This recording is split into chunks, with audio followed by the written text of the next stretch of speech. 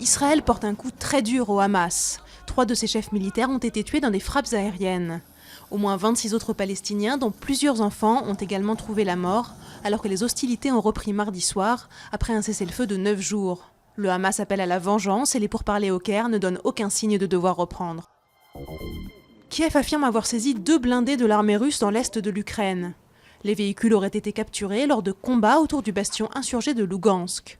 Si l'information se confirme, il s'agira de la première preuve de l'implication des forces régulières russes dans ce conflit. Par ailleurs, les douaniers ukrainiens ont commencé jeudi l'inspection des premiers camions du convoi humanitaire russe, bloqué à la frontière depuis une semaine. Les États-Unis et leurs alliés cherchent une riposte après le meurtre du journaliste James Foley par l'État islamique. Barack Obama a promis que son pays poursuivrait son engagement contre les djihadistes en Irak.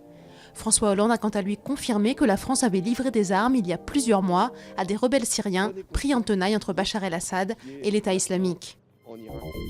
Comme chaque année, les Franciliens ont pu acheter 50 tonnes de fruits et légumes à prix coûtant. Objectif des agriculteurs, montrer quel est le juste prix sans les marges de la grande distribution.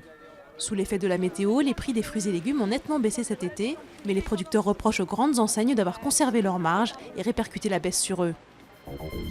Elle s'appelle Annabelle, du nom d'une variété d'hortensia, et ses pétales bleuissent au soleil.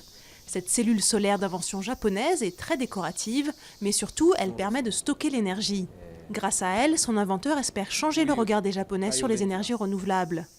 Et si le motif floral ne vous séduit pas, vous pourrez toujours opter pour le modèle François Hollande.